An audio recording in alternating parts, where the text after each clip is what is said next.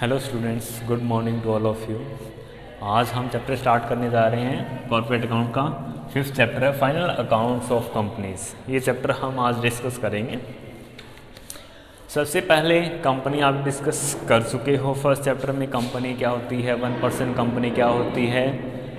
अब हम बात कर रहे हैं कि कंपनी फाइनल अकाउंट्स अपने कैसे प्रिपेयर करती है और किस फॉर्मेट में वो प्रिपेयर करेगी। जो फॉर्मेट है वो हमारा डिस्कस किया गया है इस चैप्टर में। तो सबसे पहले तो हम डिस्कस कर लेते हैं कि कंपनी के फाइनल अकाउंट्स में क्या क्या इंक्लूड किए जाते हैं। कंपनी एक्ट का जो सेक्शन 2 है उसके सब सेक्शन 40 के अकॉर्डिंग कंपनी एक्ट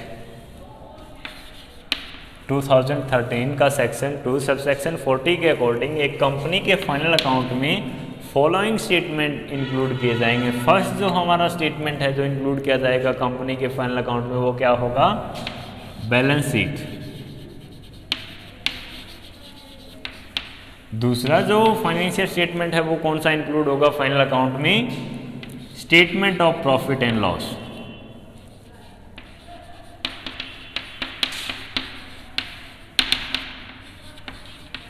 थर्ड जो हमारा स्टेटमेंट इंक्लूड होगा कंपनी के फाइनल अकाउंट में वो होगा कैश फ्लो स्टेटमेंट।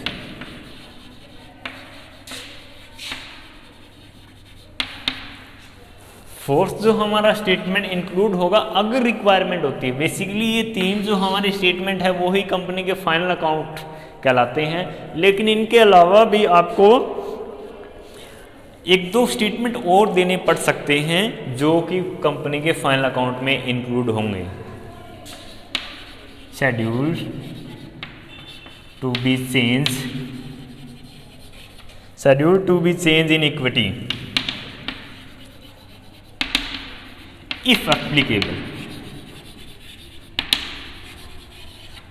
एप्लीकेबल का मतलब क्या है, अगर कंपनी ने अपने इक्विटी में चेंज किया है तो उसे schedule to be change in equity include करनी होगी अपने फाइनल अकाउंट में।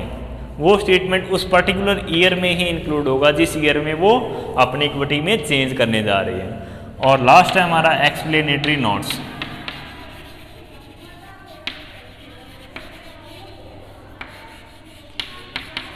एक्सप्लेनेटरी नोट्स में हम डिस्क्राइब करते हैं कि बैलेंस शीट में या फिर statement of profit and loss में जो आइटम हमने डिस्क्लोज की हैं वो हमने कैसे कैलकुलेट की। तो ये कंपनी के फाइनल अकाउंट में इंक्लूड होते हैं as per section 2 sub section 40 के अकॉर्डिंग। अब कंपनी एक अपने फाइनल अकाउंट प्रिपेयर क्यों करती है, ऐसी रिक्वायरमेंट क्यों है। मान लेते हैं ये कंपनी है XY लिमिटेड। अब कंपनी के केस में ओनर कौन होते हैं, शेयर होल्डर होते हैं। अब ये आपने फर्स्ट और सेकंड चैप्टर में ही डिस्कस कर लिया है कि शेयर होल्डर हमारे रिमोट एरियाज से भी बिलोंग कर सकते हैं। हो सकता है वो डे टू डे की एक्टिविटी के ऊपर कंट्रोल नहीं कर पाए कंपनी की, तो इसीलिए जो एक्चुअल ओनर हमारे शेयर होल्डर हैं उन्हें ये इंफॉर्मेशन देने के लिए कि कंपनी के पास एक पर्टिकुलर डेट पे क्या क्या एसेट्स और लायबिलिटीज हैं, उसके लिए जो स्टेटमेंट प्रिपेयर किया जाता है वो हमारा क्या है, balance sheet. It means company की फाइनेंशियल पोजीशन क्या है एट ए पर्टिकुलर डेट, वो रिप्रेजेंट करती है आपकी बैलेंस शीट। क्या क्या वो होल्ड कर रही है, एसेट्स उसके पास क्या क्या है और लायबिलिटी उसकी क्या क्या है। दूसरा, शेयर होल्डर क्या जानना चाहेंगे कि कंपनी एक पर्टिकुलर टाइम पीरियड में कितना प्रॉफिट जनरेट कर रही है। हर एक शेयर होल्डर ये जानना चाहेगा ताकि उन्हें डिविडेंड मिल सके। तो इसके लिए जो कंपनी स्टेटमेंट प्रिपेयर करती है वो है statement of profit and loss, जिसमें डिस्क्राइब किया जाता है या डिस्क्लोज किया जाता है कि कंपनी ने एक पर्टिकुलर टाइम पीरियड में कहाँ कहाँ से इनकम अपनी जनरेट की है और उसके क्या क्या एक्सपेंसेस हुए हैं, तो वो उसे पता चलेंगे statement of profit and loss से। Thirdly, statement of profit and loss से शेयर होल्डर को केवल ये पता चलेगा कि इनकम कहाँ से आई और एक्सपेंसेस कितने हुए। इट मीन्स नेट प्रॉफिट कितना जनरेट किया कंपनी ने, लेकिन उसे कैश की पोजीशन के बारे में नहीं पता चलेगा। बैलेंस शीट से उसे ये पता चल जाएगा एट ए पर्टिकुलर डेट पे कंपनी के पास कितना कैश बैलेंस है, लेकिन ड्यूरिंग द ईयर या during a time period company ने कहाँ कहाँ से कैश कलेक्ट किया, कहाँ कहाँ कैश इन्वेस्ट किया और कहाँ कहाँ कैश पेमेंट की, ये पता नहीं चल पाएगा। तो इसके लिए जो कंपनी है वो प्रिपेयर करती है कैश फ्लो स्टेटमेंट कि कंपनी ने कहाँ कहाँ से कैश रिसीव किया, कहाँ कहाँ पेमेंट की। तो ये 3 मेन स्टेटमेंट कंपनी प्रिपेयर करती है किनको, बेसिकली शेयर होल्डर को इन्फॉर्म करने के लिए कि कंपनी ने अपनी एक्टिविटीज़ से क्या प्रॉफिट जनरेट किया, उसके पास क्या क्या एसेट्स और लायबिलिटी है, कैश की पोजीशन क्या है। और अब कंपनी न केवल शेयर होल्डर के लिए रिस्पॉन्सिबल है, गवर्नमेंट को टैक्स पे भी करती है। तो गवर्नमेंट को प्रेजेंट करने के लिए प्रूफ भी कि हमने ड्यूरिंग टाइम पीरियड ये प्रॉफिट जनरेट किया है, इसके ऊपर हम टैक्स पे करेंगे, तो उसके लिए उसे डॉक्यूमेंट चाहिए, ये सभी डॉक्यूमेंट उसे चाहिए। तो इसीलिए कंपनी अपने फाइनल अकाउंट प्रिपेयर करती है। या फर्स्ट ईयर में भी अच्छे से पढ़ के आ चुके हो कि फाइनल अकाउंट क्यों प्रिपेयर किए जाते हैं। तो ये थे फाइनल अकाउंट्स। अब कुछ एक कंपनियां ऐसी हैं जिनको कैश फ्लो स्टेटमेंट बनाने की रिक्वायरमेंट नहीं होती। इट मीन्स उनके लिए कंपलसरी नहीं है कि वो कैश फ्लो स्टेटमेंट प्रिपेयर करें। अब वो कंपनी कौन कौन सी है, 1 पर्सन कंपनी या डोरमेंट कंपनी। 1 पर्सन कंपनी आप अच्छे से जानते हो। डोरमेंट कंपनी हो सकता है आपने ना सुना हो। डोरमेंट कंपनी वो कंपनी है जो कंटिन्यूसली 2 फाइनेंशियल ईयर से कोई भी इनकम जनरेट नहीं कर रही। इट मीन्स वो अपना बिजनेस रन नहीं कर रही है, कोई भी बिजनेस एक्टिविटी वो नहीं कर रही है कंटिन्यूसली 2 ईयर से, और ना ही उसने कोई भी अकाउंट्स प्रिपेयर किए हैं, तो वो हमारी डोरमेंट कंपनी में चली जाती है। तो इनको कैश फ्लो स्टेटमेंट प्रिपेयर करने की आवश्यकता नहीं है। अब ये जो स्टेटमेंट प्रिपेयर किए जाते हैं, फाइनेंशियल स्टेटमेंट और फाइनल अकाउंट्स जो कंपनी के द्वारा प्रिपेयर किए जाते हैं, वो कंपनी के सेक्शन एज पर सेक्शन 129 के अकॉर्डिंग, सब सेक्शन 1 के according true and fair view present करें, true and fair view present करें। इट मीन्स उनमें कोई भी फॉल्स ट्रांजैक्शन रिकॉर्ड न की गई हो, वो कंपनी की एक्चुअल पोजीशन प्रेजेंट करें। ट्रू एंड फेयर व्यू का बहुत बड़ा मीनिंग होता है जो कि आप स्टडी करोगे ऑडिटिंग में। इसके अलावा जो फाइनल अकाउंट प्रिपेयर कर रही है कंपनी, वो एक डेफिनेट परफॉर्मे के अकॉर्डिंग प्रिपेयर किए जाने चाहिए। अब वो परफॉर्मा हमारा दिया गया है शेड्यूल 3 में।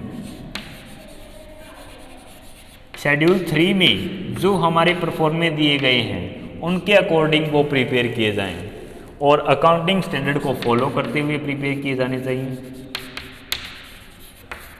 ये 3 कंडीशन हैं फाइनल अकाउंट प्रिपेयर करने के लिए। तीनों कंडीशनें आपको ध्यान में रखनी होगी कि जो फाइनल अकाउंट आप प्रिपेयर करने जा रहे हो वो true and fair view present करे, शेड्यूल 3 के अकॉर्डिंग जो परफॉर्मे दिए गए हैं उसी के अकॉर्डिंग आप प्रिपेयर करोगे कंपनी के फाइनल अकाउंट।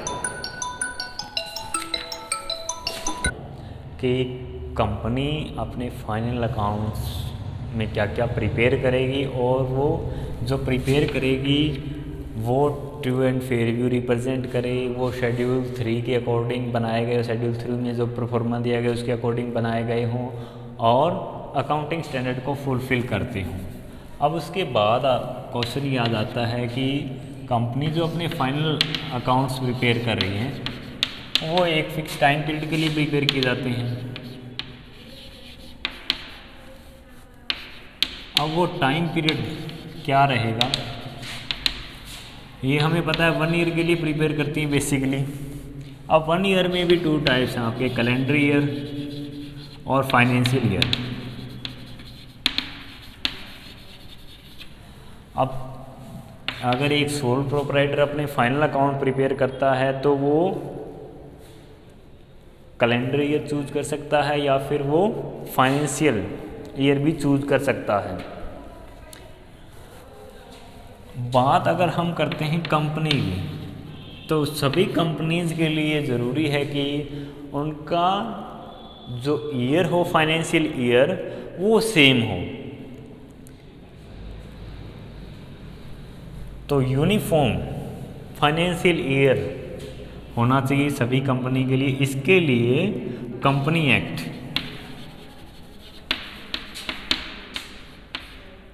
एक्ट के सेक्शन 2 सबसेक्शन 41 के अकॉर्डिंग कंपनीज का जो फाइनेंशियल ईयर है वो यूनिफॉर्म होना चाहिए और वो स्टार्ट होगा 1 अप्रैल से और एंड होगा उसका 31 मार्च को। तो ये वाला ईयर फॉलो करना होगा सभी कंपनीज को अपने फाइनेंशियल ईयर के लिए एज पर सेक्शन 2 सबसेक्शन 41 के अकॉर्डिंग। कंपनीज का जो फाइनेंशियल ईयर होगा अकाउंट्स प्रिपेयर करने के लिए वो होगा 1 अप्रैल टू 31 मार्च। अब कुछ एक कंपनियों को इनसे एग्जम्पशन दी गई है। अगर किसी कंपनी की होल्डिंग कंपनी या उसकी सब्सिडरी कंपनी और सब्सिडरी कंपनी एक फॉरेन कंपनी है,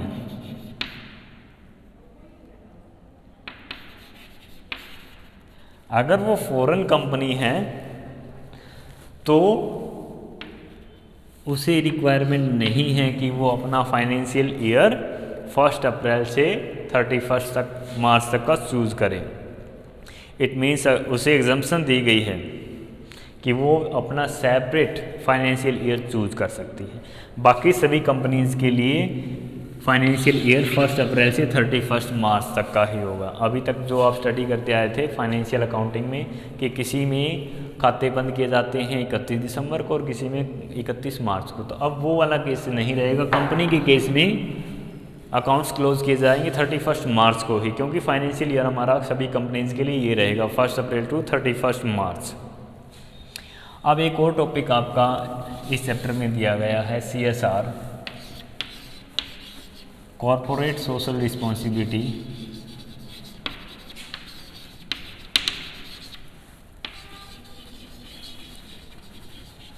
कॉरपोरेट सोशल रिस्पॉन्सिबिलिटीज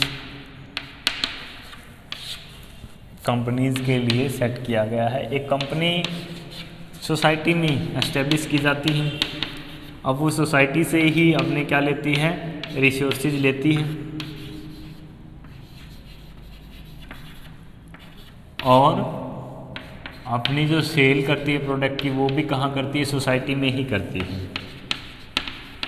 तो उस सोसाइटी के प्रति उसका कोई दायित्व बनता है कि नहीं बनता, बिल्कुल बनता है। तो इसीलिए कॉर्पोरेट सोशल रिस्पॉन्सिबिलिटी CSR का कंसेप्ट अस्तित्व में आया। अब हर एक कंपनी के लिए एज पर सेक्शन 135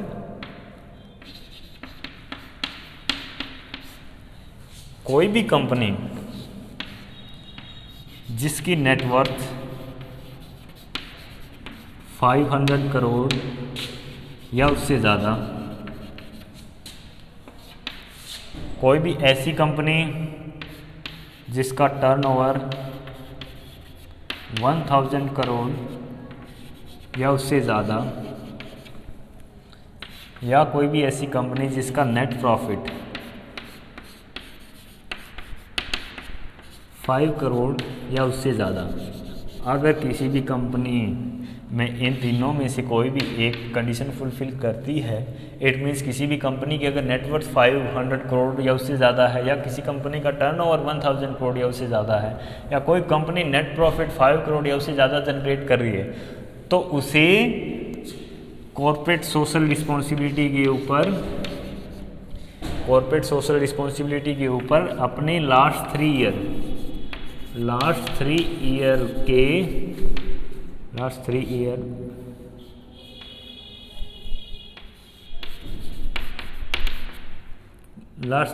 का जो प्रॉफिट है उनका एवरेज, या हम डायरेक्टली लिखें last 3 year average profit, last 3 year average profit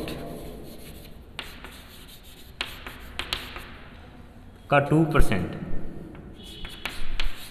CSR के ऊपर खर्च करना होगा। इट मीन्स कोई भी कंपनी के अगर टर्नओवर 1000 करोड़ या उसकी नेटवर्थ 500 करोड़ या उसका नेट प्रॉफिट 5 करोड़ या उससे ज़्यादा चला जाता है, तो उसे अपने लास्ट के 3 ईयर्स का जो एवरेज आएगा प्रॉफिट का उसका 2% CSR एक्टिविटीज़ के ऊपर खर्च करना होगा। ये कंपलसरी बना दिया गया है सेक्शन 135 के अकॉर्डिंग। अब CSR के अंडर कौन कौन सी एक्टिविटीज़ हमारी इंक्लूड होंगी? इट मीन्स एक कंपनी सोशल रिस्पॉन्सिबिलिटी फुलफिल करने के लिए किस किस टाइप के एक्सपेंसेस कर सकती है, ये हमें बताया गया है शेड्यूल 7 में। अब शेड्यूल 7 में हमें कौन कौन सी एक्टिविटीज़ बताई गई हैं जो एक कॉर्पोरेट सोशल रिस्पॉन्सिबिलिटी को फुलफिल करने के लिए एक कंपनी कर सकती है। Eradicating extreme hunger and poverty, भूखमरी और गरीबी हटाने के लिए अगर कोई भी कंपनी खर्च करती है तो वो कॉर्पोरेट सोशल रिस्पॉन्सिबिलिटी के अंडर काउंट होगा कि वो कॉर्पोरेट सोशल रिस्पॉन्सिबिलिटी के ऊपर एक्सपेंसेस करती हैं। अगर कोई भी कंपनी एजुकेशन को प्रमोट करने के लिए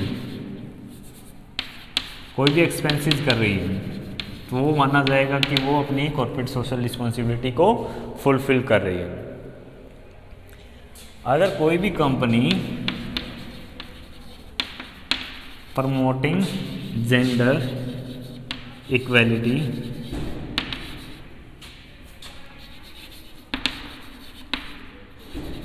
एंड वुमेन एम्पावरिंग, कोई भी कंपनी अगर जेंडर इक्वेलिटी, लैंगिक समानता और नारी सशक्तिकरण के ऊपर कोई भी खर्च करती है तो वो माना जाएगा कि वो अपनी कॉर्पोरेट सोशल रिस्पॉन्सिबिलिटी को फुलफिल कर रही है। अगर कोई भी कंपनी बच्चों में मृत्यु दर को कम करने के लिए कोई भी खर्चा करती है, रिड्यूसिंग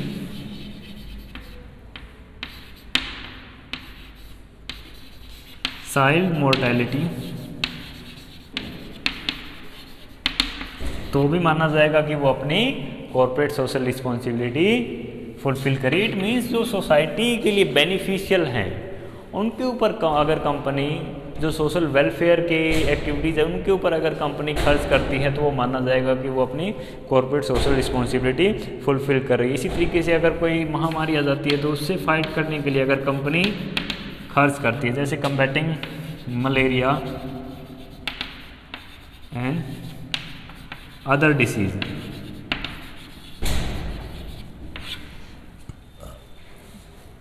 तो भी माना जाएगा कि वो कंपनी अपनी कॉर्पोरेट सोशल रिस्पॉन्सिबिलिटी फुलफिल कर रही है। इसके अलावा अगर कंपनी एनवायरनमेंट प्रोटेक्शन के लिए कोई भी खर्च करती है तो भी माना जाएगा कि वो अपनी कॉर्पोरेट सोशल रिस्पॉन्सिबिलिटी फुलफिल कर रही है। एंश्योरिंग एनवायरमेंटल सस्टेनेबिलिटी,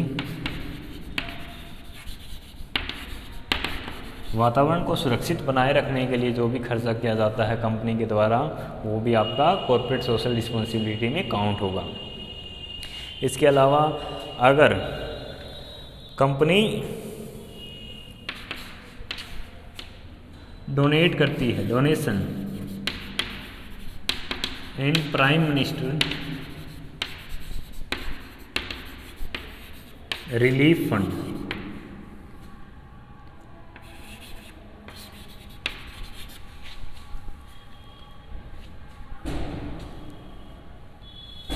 अगर कोई भी company prime minister relief fund में डोनेट करती है या एनी अदर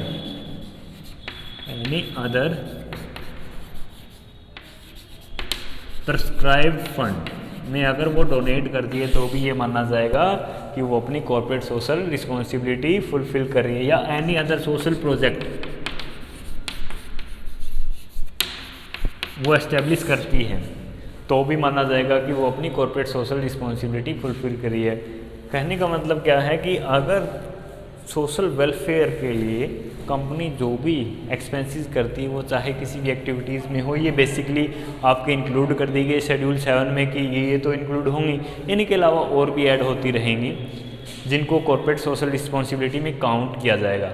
तो मतलब ये है कि एक सोसाइटी से अगर कंपनी अपना प्रॉफिट जनरेट कर रही है तो उसका कुछ हिस्सा सोसाइटी को भी मिलना चाहिए। तो इसीलिए कॉर्पोरेट सोशल रिस्पॉन्सिबिलिटी फिक्स कर दी गई है कि जो कंपनी बहुत ज़्यादा प्रॉफिट जनरेट करे, जैसे जिसका नेटवर्थ 500 करोड़ है या जिसका टर्नओवर 1000 करोड़ है। टर्नओवर समझते हो, एक साल के दौरान जो उसकी टोटल सेल हुई है, सेल वॉल्यूम, और नेट प्रॉफिट उसका 5 करोड़, और net worth means total assets minus outside liability.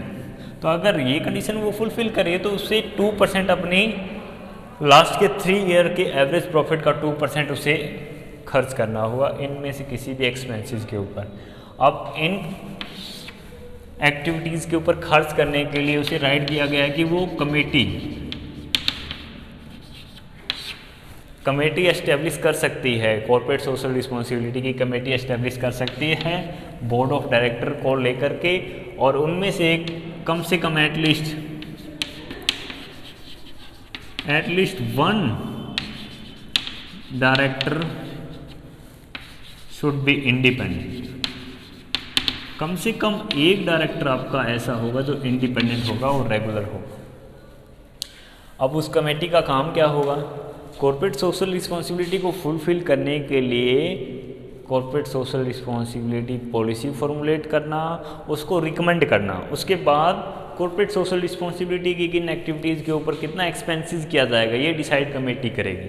उसके बाद जो कॉर्पोरेट सोशल रिस्पॉन्सिबिलिटी फ्रेम की गई है उसका रिव्यू करेगी, एप्लीकेबल करने के बाद रिव्यू करेगी, अगर इम्प्रूवमेंट की रिक्वायरमेंट है तो वो स्टेप सजेस्ट करेगी।